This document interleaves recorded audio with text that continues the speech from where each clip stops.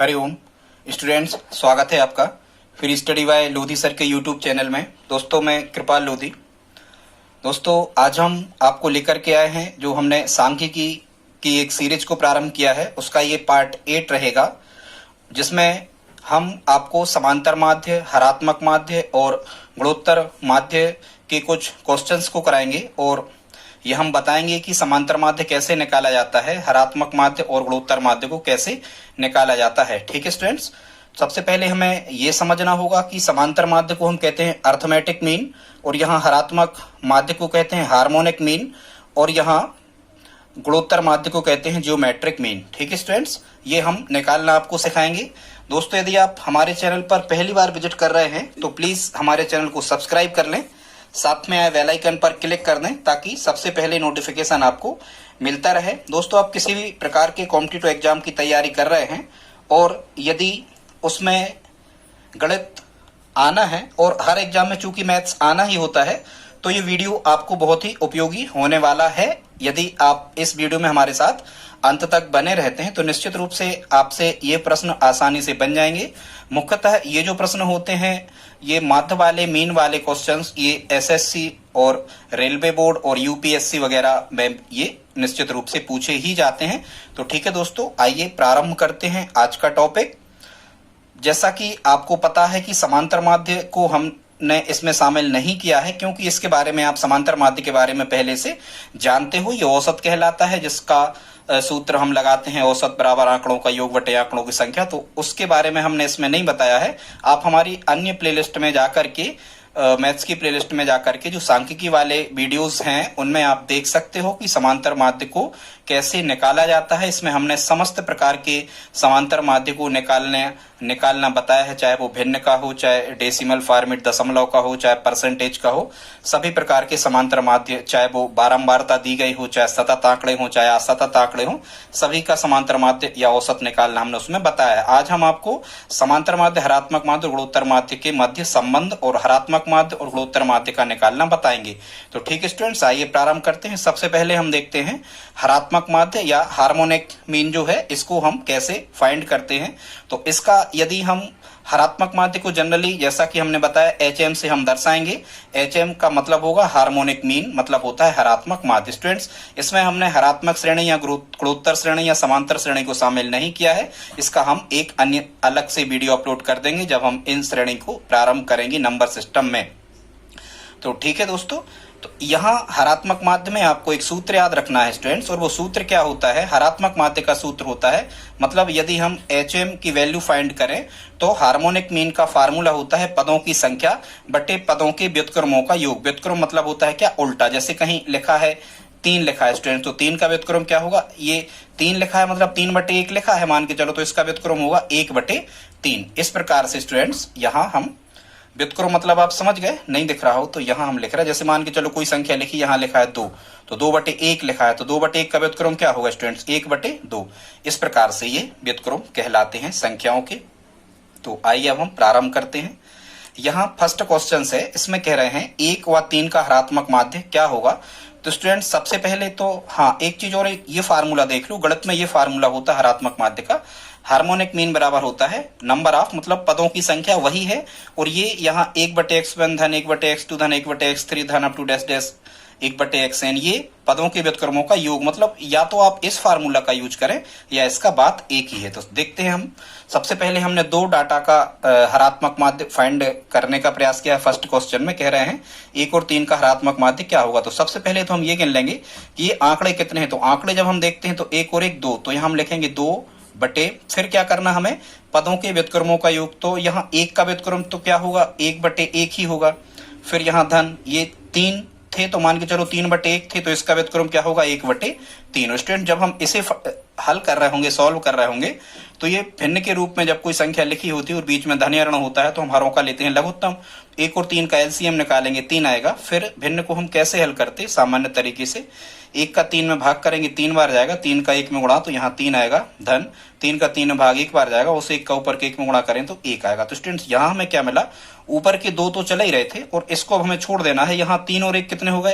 ये हो गए 4, और बटे कितने हो गए? 3। ये हमें मिला।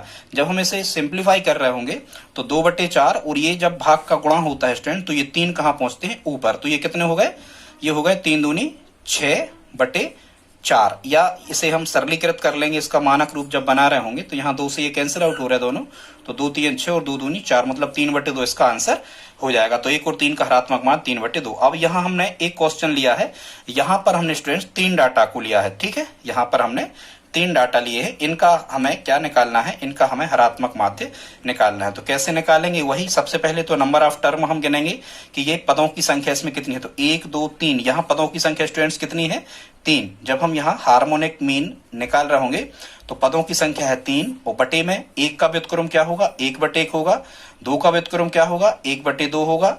3 का व्युत्क्रम क्या होगा? 1/3। इनको हम जोड़ेंगे, तो जोड़ने का रूल्स वही है कि हरों के लघुत्तम लेना, 3 और 2 के हमें, और 1 का लघुत्तम लेना। तो बड़ी संख्या देखते हैं कितनी है? 3। क्या 2 की दुनिया में 3 आता है? नहीं आता। तो 3 में 2 का गुणा करके देखें, 3 दूनी 6। 2 की दुनिया में 6 आता, 3 की दुनिया, मतलब एलसीएम कितना बना? 2 और 3 का 6। यहाँ वही 1 का 6 में भाग करेंगे 6 बार जाएगा, 6 का ऊपर के 1 में गुणा तो 6, धन 2 का 6 में भाग 3 बार, 3 का 1 में गुणा 3, 3 का 6 में भाग 2 बार, 2 का ऊपर के 1 में गुणा तो यहाँ 2। अब हमें कितने से मतलब है? अंश बटे हर से। तो यहाँ हार्मोनिक मीन कितना मिल रहा होगा? 3 इनको जोड़ लेंगे, धन लगा तो 6 और 3 9 और 2 कितने होगा? यहाँ 11/6। जब हम इसे सिंप्लीफाई कर रहे होंगे तो 3/11 गुणा 6 कहाँ जाएंगे? ऊपर। इसके बटे कुछ नहीं तो हम 1 कर देंगे।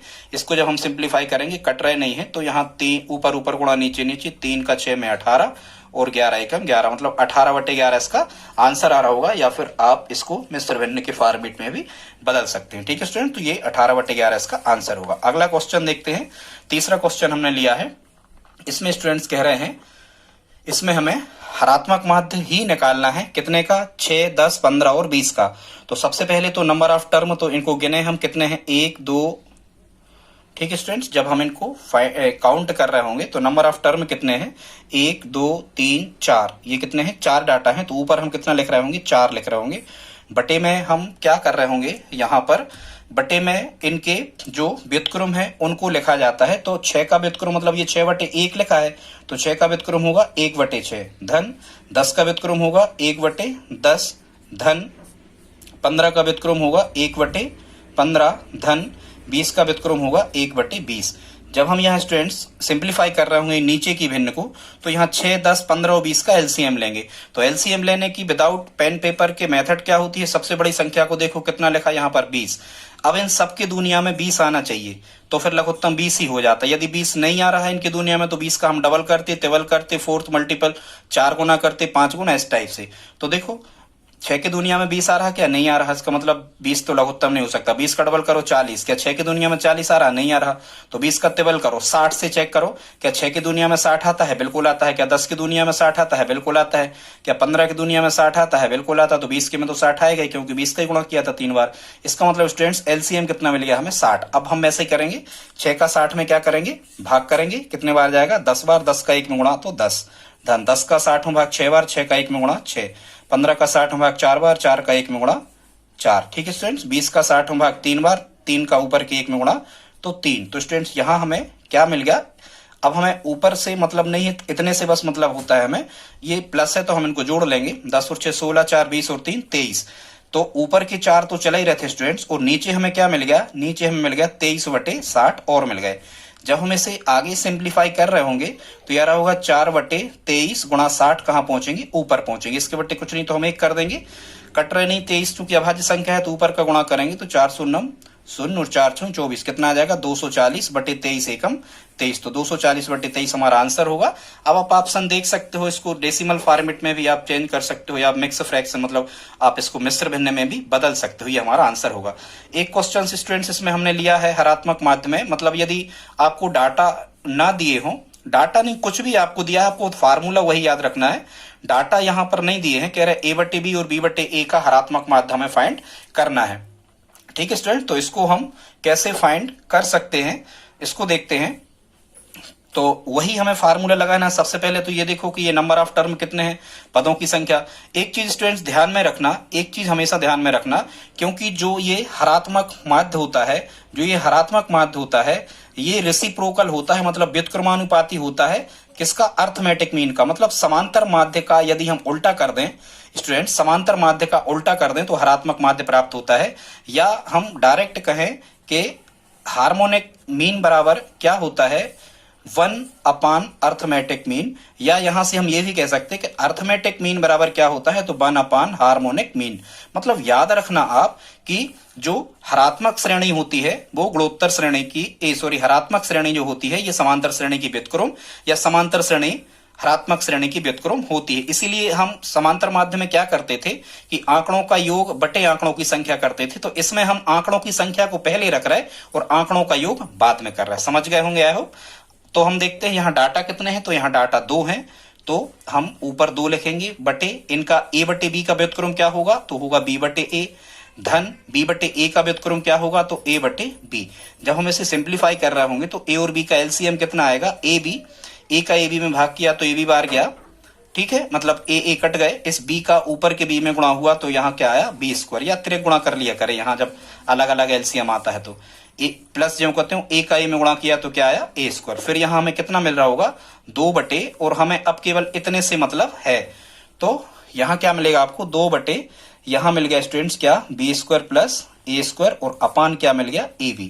जब इसे अपन सिंप्लीफाई कर रहे होंगे तो 2 बटे ये मिलेगा यहाँ b square plus a square, और ये ab कहाँ पहुंचेगा गुणा लगा के ऊपर। इसको हम जनरली ऐसा भी लिख सकते 2ab बटे बी स्क्वायर प्लस ए स्क्वायर को चूंकि जुड़े हैं हम आगे पीछे लिख सकते हैं तो ए स्क्वायर प्लस बी स्क्वायर भी लिख सकते हैं। तो स्टूडेंट्स इसका आंसर क्या आ रहा होगा 2ab बटे ए स्क्वायर प्लस बी स्क्वायर। ये वही है चाल वाले प्रश्न, इतने चाल से जाता है कोई व्यक्ति यहां से वहां और उतनी चाल से लौटता है तो एवरेज चाल या औसत चाल क्या रही, पूरी दूरी तय कर रहे हैं, यही फार्मूला हम लगाते थे, यहां से निकल के आता है वो हरात्मक माध्य से। अब स्टूडेंट्स एक क्वेश्चन को हमने लिया है जिसमें हमें हरात्मक माध्य ही फाइंड करना है, हार्मोनिक मीन ही हमें निकालना है, लेकिन यदि जीरो शामिल हो स्टूडेंट्स ध्यान रखना, चाहे गुणोत्तर माध्य हो चाहे हरात्मक माध्य हो, समांतर माध्य को छोड़ करके यदि आपको डाटा में या जो भी प्रेक्षण आपको दिए गए हैं यदि स्टूडेंट्स इसमें शून्य शामिल होता है तो उनका जो हरात्मक माध्य होता है वो कितना होता है शून्य होता है। इसे जब आप हल कर रहे होंगे तो 0 मतलब 1 2 3 4 5 ये डाटा आंकड़ों की संख्या कितनी मिली 5, और जब आप 0 का व्युत्क्रम 0 बटे 1 है और इसका व्युत्क्रम आप कर रहे होगे तो 1 बटे 0 आएगा, फिर यहाँ 2 का व्युत्क्रम आएगा 1 बटे 2। हालांकि हमें इससे मतलब नहीं, इसे हमें सिंप्लीफाई नहीं करना है क्योंकि स्टूडेंट्स 0 का कोई लघुत्तम समापवर्त्य नहीं होता है, या कोई संख्या यदि 1 बटे 0 होती मतलब 0 से भाग दिया जाए तो इसकी वैल्यू इन्फिनिटी की ओर चली जाती है। इसलिए ऐसे प्रश्नों का आंसर यदि हम हरात्मक माध्य निकाल रहे हैं या गुणोत्तर माध्य निकाल रहे हैं, अभी हम आगे बताएंगे गुणोत्तर माध्य में कैसे, तो इस प्रकार के जो क्वेश्चंस होते हैं स्टूडेंट्स ध्यान रखना इनका आंसर हमेशा क्या होता है, इनका आंसर होता है कितना 0। ठीक है स्टूडेंट्स, अब तो ध्यान रखो ये हल करने की जरूरत आपको नहीं है। इसका यदि हरात्मक माध्य आप निकाल रहे हो और यदि उसमें एक डेटा जो है वो 0 है तो उनका हरात्मक माध्य कितना होता है 0 ही होता है, बस आप इसे याद रख लें ऐसा। ठीक है स्टूडेंट्स, इसके बाद में हम ये श्रेणी मतलब बारंबारता वगैरह भी दी है तो हरात्मक माध्य कैसे निकालते हैं इसके बाद हम आपको बताएंगे। ठीक है स्टूडेंट, तो ये हमने आपको बता दी हरात्मक माध्य फाइंड करना। अब हम देख लेते हैं स्टूडेंट्स गुणोत्तर माध्य। ठीक है स्टूडेंट्स, जियोमेट्रिक मीन को हम कैसे फाइंड करते हैं, गुणोत्तर माध्य को स्टूडेंट जीएम से दर्शाया जाता है जियोमेट्रिक मीन। अब इसका जो फार्मूला होता है जियोमेट्रिक मीन का पहले हम उसको समझ लेते हैं। तो जियोमेट्रिक मीन निकालने का जो फार्मूला होता है स्टूडेंट्स ये संख्याओं पर आधारित होता है। यदि हम दो संख्याओं का गुणोत्तर माध्य निकाल रहे हैं जियोमेट्रिक मीन तो उनका हमें संख्याओं का रूट ओवर में गुणा कर देना है। जैसे ये दो संख्याएं हैं ए और बी, ये संख्याएं हैं मान के चलो ए और बी, और यदि हम दो संख्याओं का निकाल रहे हैं तो उनका हम वर्गमूल लेते हैं। ठीक है, अब यदि हम तीन संख्याओं का जियोमेट्रिक मीन निकाल रहे हैं तो यहाँ हमें तीनों संख्याओं को रूट के अंदर गुणा करके लिखना है और उनका हम घनमूल निकालेंगे। ठीक है स्टूडेंट्स, यदि हम चार संख्याओं का निकाल रहे हैं तो संख्याओं का हमें गुणा करना है, ये गुणा करना ही है वर्गमूल लगा के, ये नियम होता है। और यदि हम चार संख्याओं का फाइंड कर रहे हैं जियोमेट्रिक मीन तो यहां हमें क्या करना है चतुर्थ मूल लेना, मतलब 4 की करणीय घात यहां पर आ जाएगी। यदि 5 संख्याओं का निकाल रहे हैं तो 5 की करणीय घात तो रूट ओवर 5 संख्याओं का गुणा। यदि 6 का निकाल रहे हैं तो ठीक है स्टूडेंट्स, इसी प्रकार से ये चलते रहते हैं। ठीक है, इस प्रकार से निकालते हैं गुणोत्तर माध्य। अब हम आइए प्रारंभ करते हैं, कुछ क्वेश्चंस को लेते हैं। सबसे पहले कह रहे 9 और 49 का गुणोत्तर माध्य। तो सबसे पहले हमें ये देखना है कि इनका हमें जियोमेट्रिक मीन ही फाइंड करना है, जियोमेट्रिक मीन ही इनका हमें फाइंड करना है। तो ये कितनी संख्या है स्टूडेंट, तो हम देख रहे हैं कि ये दो संख्याएं हैं। यदि दो संख्याएं हैं तो हम यहाँ वर्गमूल ही लगाएंगे, 2 की कर्ण घात यहाँ होती है और 9 और 49 का यहाँ पर हम क्या लिखेंगे, गुणा करेंगे रूट के अंदर में। ठीक है स्टूडेंट, तो ये कर्ण घात तो होती है। 3 के जब अभाज्य गुणनखंड तोड़ेंगे तो 3 गुणा 3 और 49 के तोड़ेंगे तो यहाँ गुणा है 49 को लिखेंगे हम 7 गुणा 7। स्टूडेंट ध्यान रखना, ये कर्ण घात के नियम हम कभी आपको समझा देंगे। यहाँ जितने की कर्ण घात होती है उतने उतने के जोड़े बन के बाहर निकलते हैं। तो यदि हम दो संख्याओं का ले रहे थे, हालांकि यहाँ होती है 2 की, तो यहाँ यदि कर्ण घात में 2 है तो 2 2 के जोड़े बन के निकलेंगे। इसका मतलब क्या होगा, 2 3 के 1 3 बाहर निकल आएंगे और 2 7 के 1 7, तो 30 7 कितना हो जाएगा, 21 इसका आंसर होगा। मतलब ज्योमेट्रिक मीन 9 और 49 का कितना निकल के आएगा स्टूडेंट्स, ये निकल के आएगा हमारा कितना, 21 निकल के आएगा। ठीक है स्टूडेंट्स, इसी प्रकार से हम अगला क्वेश्चन देख लेते हैं। यहाँ कह रहा है ए और बी का गुणोत्तर माध्य क्या होगा। तो चूंकि यहाँ दो संख्याएं हैं तो हम इनका यदि ए और बी के फॉर्मेट में दिया तो ए गुणा बी रूट ओवर लिख देंगे, या फिर हम इसे ए बी भी लिख सकते हैं। 2 यहां माना ही जाता है, लिखा भी आ सकता है तो आप सही माने, नहीं लिखा आता तो भी आप इसे ही माने। तो ये ए और बी का गुणोत्तर माध्य होगा। तीसरा देखते हैं स्टूडेंट्स, इसमें हमने भिन्नात्मक संख्या को शामिल किया है।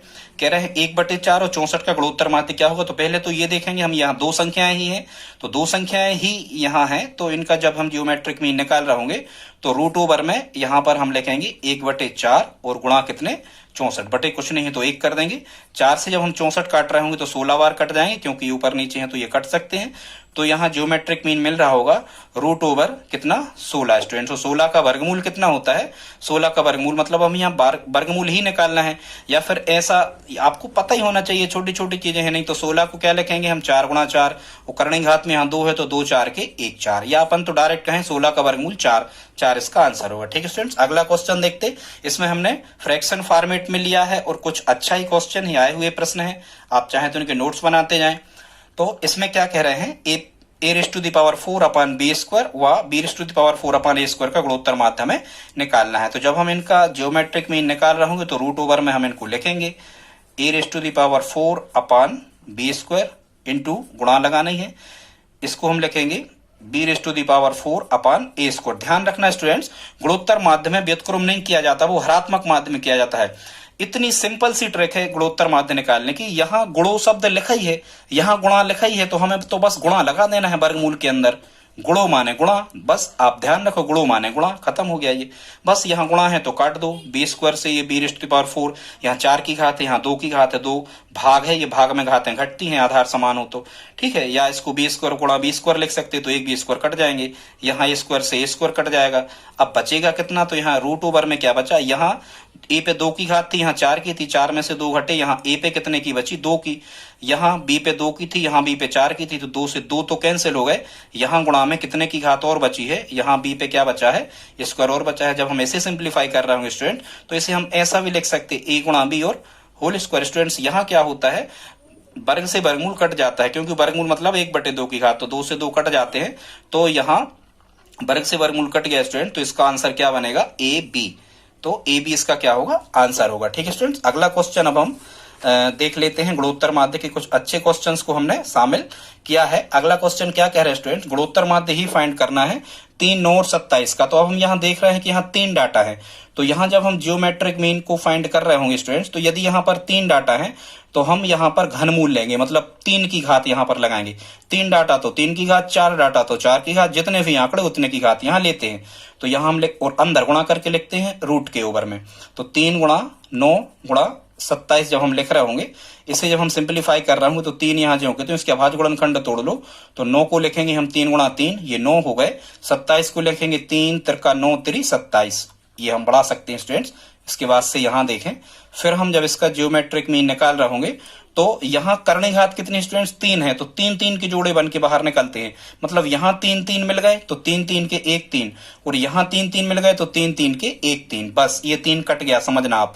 तो ये जियोमेट्रिक मीन इनका 3 त्रिका कितना आ गया, 9 आ गया स्टूडेंट, 9 इसका आंसर होगा। वैसे नहीं करना आपकी 3 का 27 में गुणा करो, फिर 27 का 27 में आप गुणा करो, ठीक है, 729 आएंगे, 81 गुणा 9, इस टाइप से फिर घनमूल निकालो, आप परेशान हो जाएंगे। पहले इनके अभाज्य गुणनखंड आप निकाल लिया करें तो आसान होते हैं। और नियम क्या है, यहाँ जितने की कर्ण घात होती है उतने की ये इस नाली टाइप की चम्मच में से बाहर निकाल आते हैं। ठीक है स्टूडेंट्स, अगला क्वेश्चन लिया है हमने, इसमें कह रहे हैं 3, 6, 9 और 18 का ज्योमेट्रिक मीन फाइंड करना।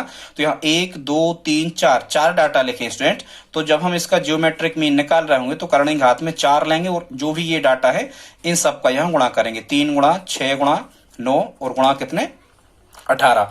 जैसा कि हमने बताया गुणा आपको करना नहीं है। अब यहाँ स्टूडेंट्स करणिक घात कितनी है 4 है, तो यहाँ 4 4 के जोड़े बन के बाहर निकलेंगे। ठीक है स्टूडेंट, तो यहाँ जब हम कर रहे होंगे तो ये 3 तो जो कितने 6 को क्या लिख सकते 3 दूनी 6, 9 को क्या लिख सकते 3 तिरका 9, 18 को क्या लिख सकते 3 तिरका 9 दूनी 18। अब स्टूडेंट्स हम चाहें तो एक स्टेप और बढ़ा सकते, पूरे 3 इकट्ठे लिख लो या 2 इकट्ठे लिख लो। तो 2 कितने हैं 2 ही हैं, 2 ही हैं। 3 कितने हैं 1 2 3 4 5 6, तो 1 2 3 4 5 6। लेकिन यहाँ करणिक घात स्टूडेंट्स कितनी है, यहाँ पर करणिक घात कितनी है 4 है, तो 4 4 के जोड़े बन के निकलेंगे। तो 2 के तो बन ही रही है, तो 2 ही हैं। यहाँ 4 3 मिल गए, 1 2 3 4, तो 4 3 मिल गए, तो 1 3 यहां से कहां आ जाएंगे बाहर। और स्टूडेंट्स ये 4 करणिक घात लगी रहेगी, किसका जोड़ा नहीं बना, तो जोड़ा नहीं बना ये इस 3 का 2 का और 2 का, तो ये गुणा करके अंदर ही रहते हैं। तो 2 दूनी 4 3 12 या 36, ये 36 यहाँ अंडर ही रहेंगे। तो ये इसका आंसर हो जाएगा। कई बार यहाँ ये मूल रूप कहलाता है स्टूडेंट्स, कई बार घातांक रूप में भी ये लिखा मिल सकता है, मतलब ऐसा भी मिल सकता है 3 गुणा या 3 इंटू इस टाइप से।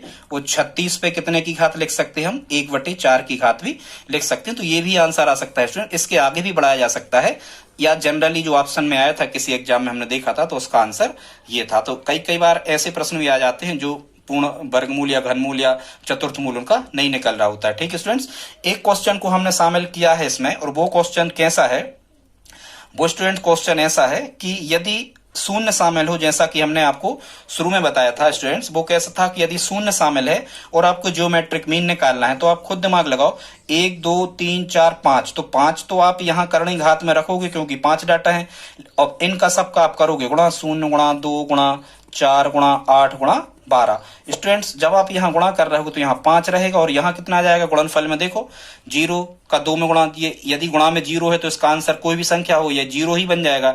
ये तो आपको पता ही होना चाहिए, 0 का किसी संख्या में गुणा करो 0 ही बनता है। तो स्टूडेंट्स इस प्रकार के क्वेश्चन का जो आंसर होता है ये 0 ही होता है। मतलब ध्यान रखना अवर्गीकृत आंकड़ों में, ये सब अवर्गीकृत आंकड़ों के हमने बताए, एक अगला वीडियो हम ला देंगे जिसमें वर्गीकृत आंकड़ों का गुणोत्तर माध्य हरात्मक माध्य बता देंगे। समांतर माध्य का हम पहले ही से बता चुके, आप देख सकते हो प्ले लिस्ट में।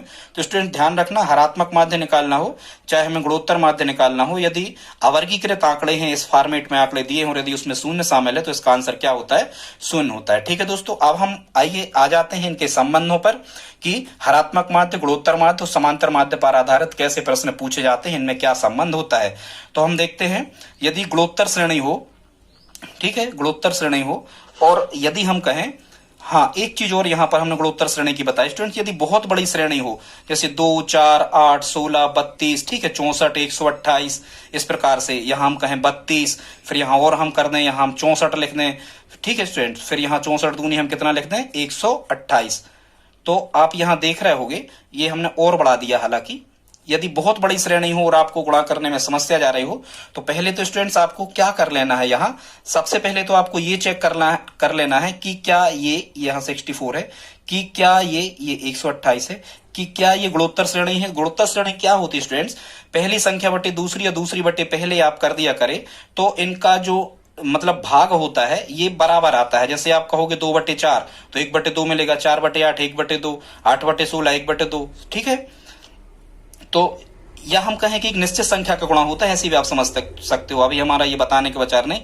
तो देखो 2 दूनी 4 दूनी 8 दूनी 16 दूनी 32 दूनी 64 दूनी 128, यदि इस प्रकार की सीरीज हो, बहुत बड़ी सीरीज हो, और यदि आपको गुणोत्तर माध्य निकालना हो तो जैसे हम समांतर माध्य निकालते थे कि यदि समांतर श्रेणी हो जिसमें डिफरेंस बराबर होता है तो first term plus last term divide 2 कर देते थे समांतर माध्य में।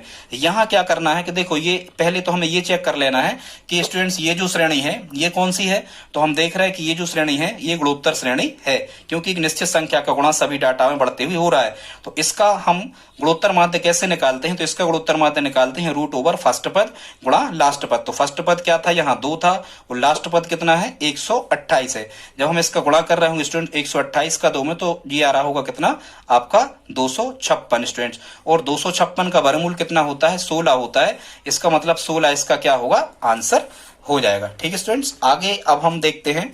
अब हमने यहाँ पर एक संबंध और बताने का प्रयास किया है इसी में।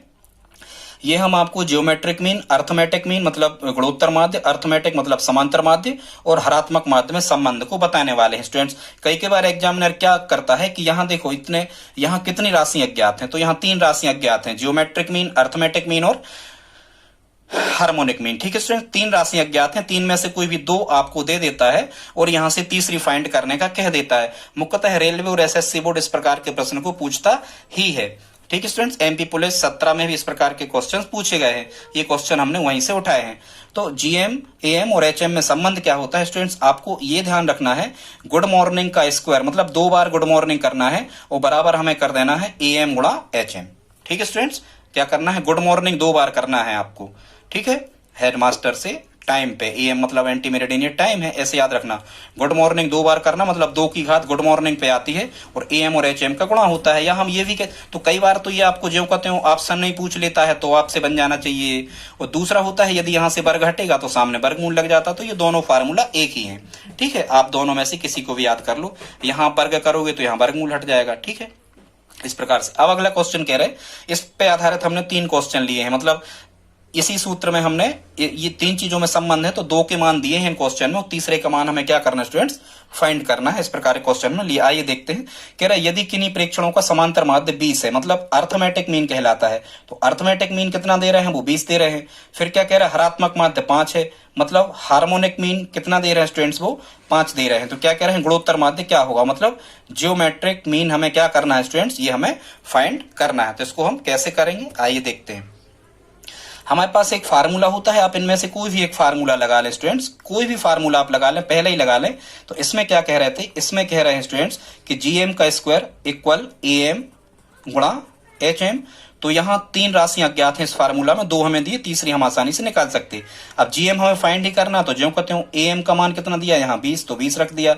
एचएम कितने दिया है? हमने 5 रख दिया। तो 20 पंचे कितना निकला? ये 100 निकला। मतलब जीएम स्क्वायर बराबर कितना निकला? 100 निकला। तो हम जब यहां से जीएम का मान निकाल रहे होंगे तो 100 पे वर्ग हटेगा तो वहां वर्गमूल लग जाएगा स्टूडेंट्स, और जीएम का मान यहां से कितना निकल के आ जाएगा? 10, और ये क्या होगा? 10 हमारा आंसर हो जाएगा। अगला क्वेश्चन हमने यहां पर लिया है, कह रहे हैं यदि जीएम बराबर 9 है, ठीक है, और एएम बराबर 27 है, तो एचएम क्या होगा? फिर से हम वही फार्मूला लगा देंगे। कौन सा? ये वाला फार्मूला हम लगा देंगे। हमारे पास क्या फार्मूला पता है? जीएम स्क्वायर बराबर क्या होता है? ये होता है एएम गुणा एचएम। तो जीएम स्क्वायर, तो जीएम का मान कितना दिया? 9, तो यहां हम रखेंगे 9 का स्क्वायर बराबर एएम कितना दिया? 27, तो यहां 27 लिखेंगे। एचएम हमें फाइंड करना, तो ये जो कहते हो 9 का स्क्वायर कितना हो जाएगा? 9 9 81 बराबर कितना आ जाएगा? 27 गुणा एचएम। स्टूडेंट जब हम इसे आगे फाइंड कर रहे होंगे, तो जब हम यहां से एचएम की वैल्यू फाइंड कर रहे होंगे तो ये 81 जो कहते हो रहेगा, और 27 कहां जाएगा? जिसके साथ हम गुणा में लिखा तो ये भाग में। 27 जब हम कैंसिल आउट करेंगे तो 3 बार कट जाएगा, तो यहां पर हमारा एचएम का मान कितना आ जाएगा? 3। हार्मोनिक मीन मतलब समांतर माध्य कितना निकल के आ जाएगा? 3। एक स्टूडेंट्स हमने एक क्वेश्चन और लिया है, इसमें कोई अन्य चीज ज्ञात करना है। कह रहे हार्मोनिक मीन 3 है और यहाँ पर जियोमेट्रिक मीन 9 है, तो अर्थमेटिक मीन इसका क्या होगा? ठीक है, हाँ, एचएम हार्मोनिक मीन हरात्मक माध्य। ठीक है, तो यहां फिर से हम वही फार्मूला लगाएंगे। कौन सा? जीएम स्क्वायर बराबर क्या होता है? ये होता है एएम गुणा एचएम। अब हम देखते हैं इसमें कौन कौन से मान हमें फाइंड हैं, दिए गए हैं। तो जीएम का मान 9 दिया, तो यहां हम लिखेंगे 9 का स्क्वायर बराबर एएम कितना दिया? हमें एएम फाइंड करना, तो जो कहते हो। फिर यहाँ एचएम कितना दिया? ये 3 दिया। स्टूडेंट जब हम सिंप्लीफाई कर रहे हो तो 9 का वर्ग 81 होगा, बराबर कितना आ जाएगा? 3 इंटू एम, एम इंटू 3। इसलिए जब हम यहां से एएम की वैल्यू फाइंड कर रहे होंगे, यहां से देखना आप ऊपर, जब हम एएम का मान निकाल रहे होंगे तो 81 जो का त्यों रहेगा, और ये 3 कहां जाएगा? बटे में। 3 से जब हम 81 कैंसिल आउट करेंगे तो 27 बार ये कट जाएंगे, तो अर्थमेटिक मीन मतलब समांतर माध्य इसका हमें कितना मिला? 27 मिला। स्टूडेंट्स एक और बहुत इंपॉर्टेंट फैक्ट है, बस 2 मिनट और आप हमारे साथ रहें। कई बार एग्जामिनर सीधा इनसे क्वेश्चन पूछता है कि यदि हरात्मक माध्य एचएम हो, गुणोत्तर माध्य जीएम हो, समांतर माध्य एएम हो, तो इनमें निम्न में से क्या सत्य है? बहुत ध्यान से सुनना, ये प्रश्न पूछे ही जाते हैं। तो स्टूडेंट्स ध्यान रखना, जो यदि इन तीनों कोई भी डाटा हमें दिए हैं, यदि वो डाटा अलग अलग हैं, प्रेक्षण अलग अलग हैं, अलग अलग का मतलब समझना, अलग अलग का मतलब जैसे हम 3 का, 4 का और 8 का, मतलब ये तीनों अलग अलग हैं। यदि हम इनका कोई भी हरात्मक माध्य, गुणोत्तर माध्य या समांतर माध्य, 3 डाटा का यदि हम निकाल रहे होंगे तो उनमें संबंध क्या होता है, हरात्मक माध्य सबसे छोटा होता है, उससे बड़ा होता है गुणोत्तर माध्य, और सबसे बड़ा होता है अर्थमेटिक मीन मतलब समांतर माध्य। ठीक है, तो इसको हम क्या कहेंगे, harmonic mean is less than geometric mean is less than arithmetic mean. या आप तो हिंदी में समझो, हरात्मक माध्य सबसे छोटा होता है, उससे बड़ा गुणोत्तर माध्य होता है और सबसे बड़ा समांतर माध्य होता है। अब आप इसको कैसे याद रखोगे,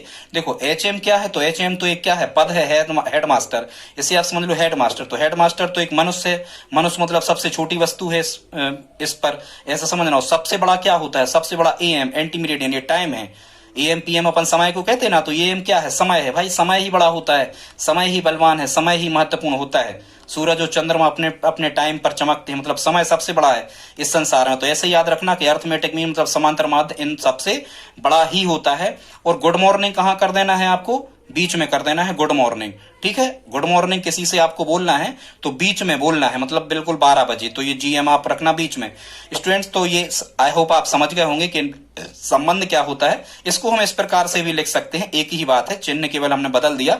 बड़े तरफ मुंह खुलता है, जिस तरफ मुंह खुलता है वो संख्या बड़ी होती है। ठीक है, ये रसगुल्ला रखे, मान के चलो बड़े तरफ ही मुंह खुलता है, ठीक है, जो बड़ा होगा।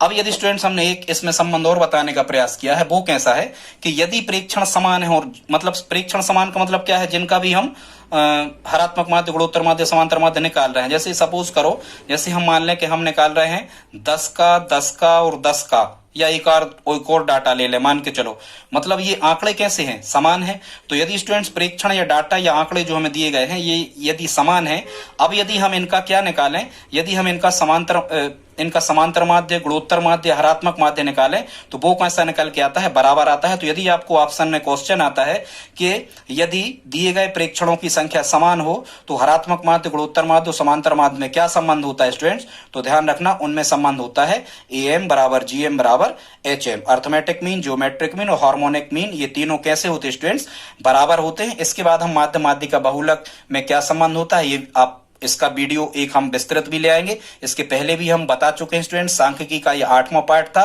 7 पार्ट आप हमारी प्लेलिस्ट में जाकर के देख सकते हैं स्टूडेंट्स। यदि आपको ये वीडियो आज का पसंद आया हो तो प्लीज आप इसे लाइक करें, और यदि आप हमारी हेल्प करना चाहते हैं तो प्लीज इस वीडियो को आप अपने दोस्तों के साथ में, रिश्तेदारों के साथ में, स्टडी ग्रुप जो भी हो उनमें आप शेयर करें। ठीक है दोस्तों, तो मिलते हैं अगले वीडियो में, तब तक के लिए धन्यवाद।